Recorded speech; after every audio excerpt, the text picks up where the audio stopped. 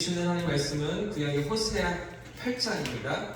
호세아 8장 1절부터 7절까지의 말씀을 시작했습니다. 구약 성경 1263면에 있습니다. 1263면에 있는 호세아 8장 1절부터 7절까지의 말씀입니다. 교독해서 한 절씩 읽겠습니다. 제가 먼저 1절 읽습니다.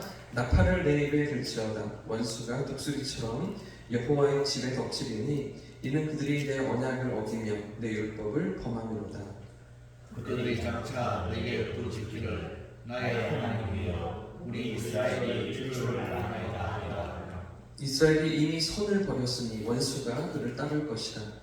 그들이 왕을 세웠으나 내게서 나는 것이 아니며 그들이 지도자를 세웠으나 내가 너무 많으며 그들이 또 좋은 금으로 자기를 위하여 상상을 만들었나니 결국은 파괴되고 말리라. 사마리아여 내 송아지는 버려졌느니라.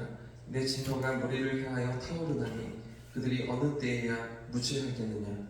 이것은 이스라엘에서 나고 장인이 만드는 것이라 참 신이 아니니 사마리아의 송아지와 산산조각이니라. 같이 읽겠습니다. 그들이 바람을 심고 광풍을 거둘 것이라. 심은 것이 줄기가 없으며 이 싹은 열매를 맺지 못할 것이요 혹시 맺을지라도 이 방울이 삼키리라. 할렐루야.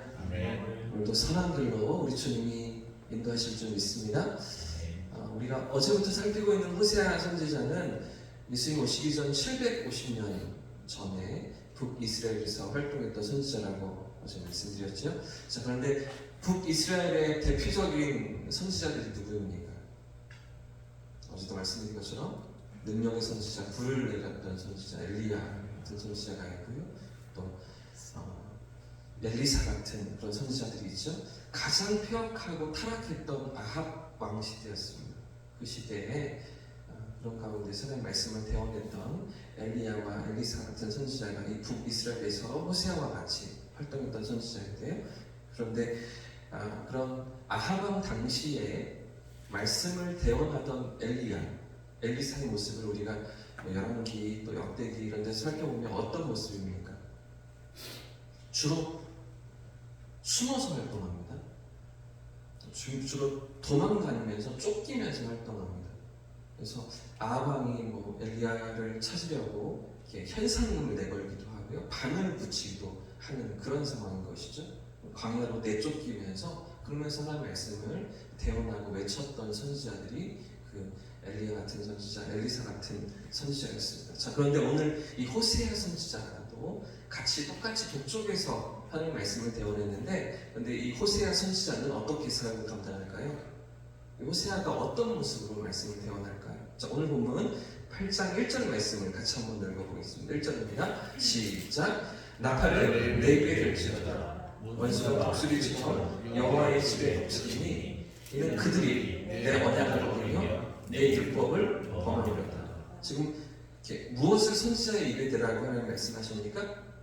나팔을 입에 대라. 그래서 나팔을 불라 많은 사람들이 듣도록 선포하며 외치라고 하나님께서 명령하십니다.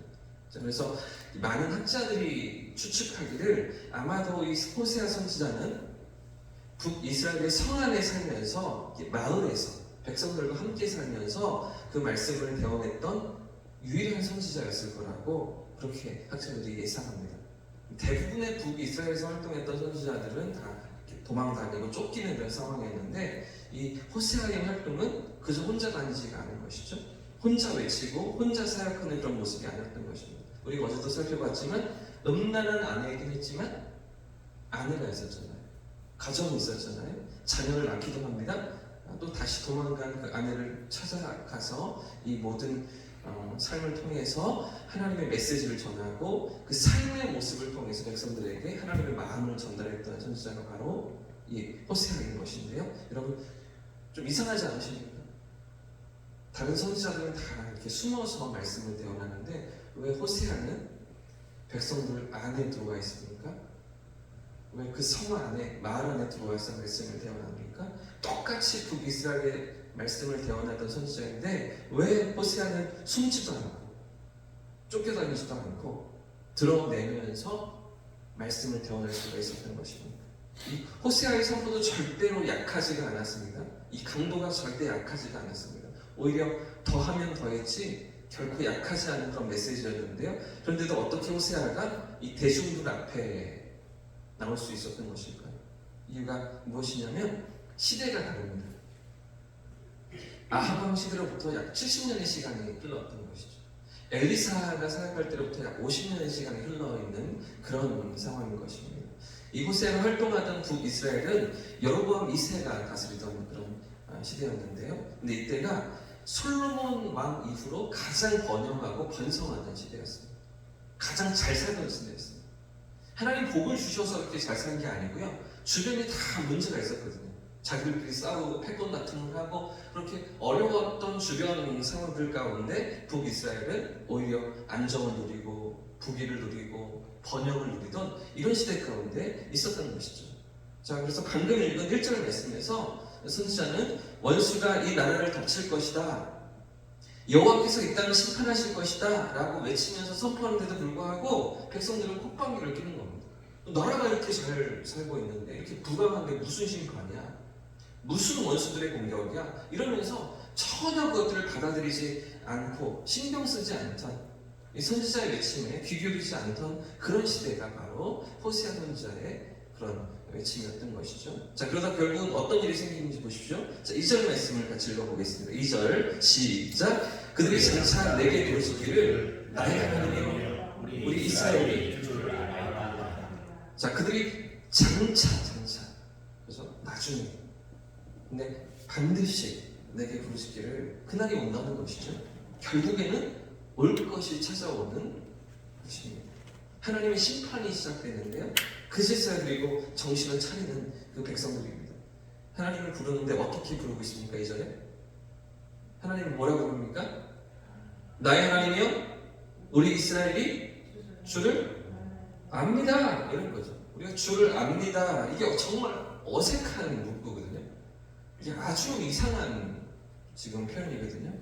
우리를 구원해 주십시오.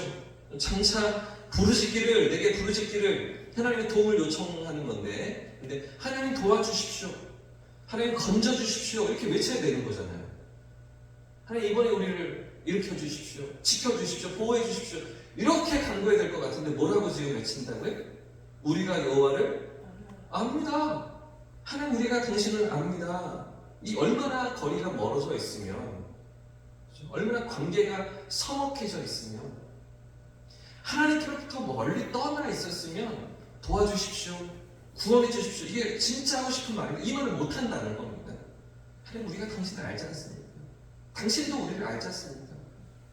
이게 말을 못하고 그러니까 좀 이렇게 하고 있는 겁니다.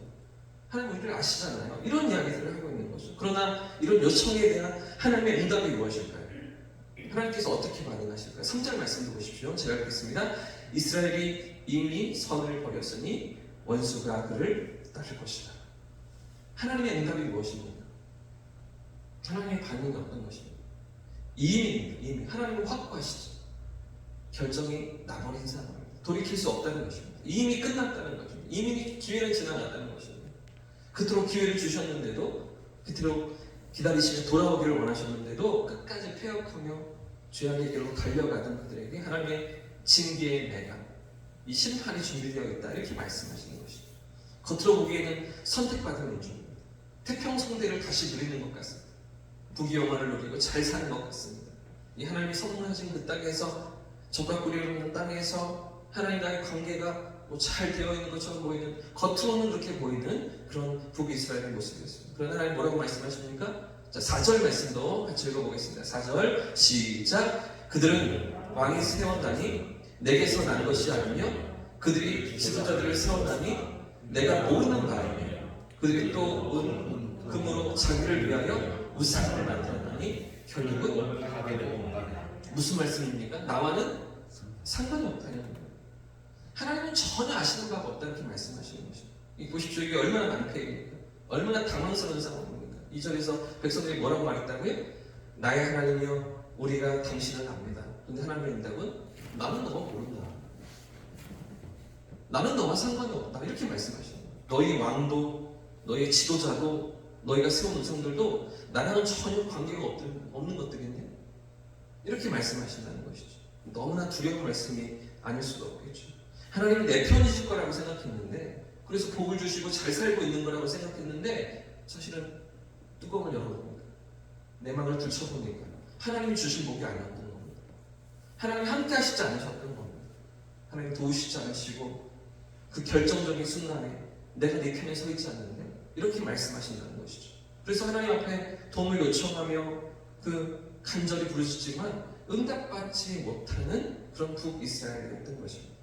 그토록 부르짖고 외치면서 도움을 구하지만 외면하시는 하나님으로 그들 가운데 찾아오셨던 것이죠. 왜요? 왜 하나님께서 그들의 기도에 외면하셨던 것입니까? 이유가 무엇입니까? 4절을 다시 보시면 무엇 때문에? 내게서 난 것이 아니에요. 그죠? 내가 모르는 바에 하나님께서 모르신다는 말씀이죠.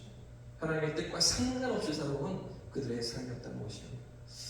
사랑하는 여러분, 오늘 우리의 삶은 하나님과 상관 있는 삶이기를 주님의 이름으로 축복합니다. 하나님 앞에서 살아가는 저와 우리 성도님들의 삶을 축복합니다.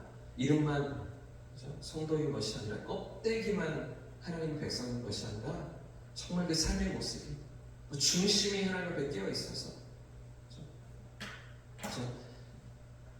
겉모습만 하나님 앞에 서 있는 것처럼 살아가는 것이 아니라 중심의 모습, 진실한 삶의 모습이 거룩한 길로 나아가는 그런 하나님의 백성의 모습으로 이 땅에 살아가는 저와 여러분의 삶을 축복합니다. 그래서 오늘도 내 뜻이 아니라 하나님의 뜻을 승복하면서 하나님의 마음이 어디를 향하시는지를 헤아리면서 그 성령의 이끄심을 따라서 저와 우리 성도님의 삶에 깨어있는 그런 복된 하루가 되시기를 예수님 이름으로 축복합니다. 이렇게 찬양하고 기도하겠습니다.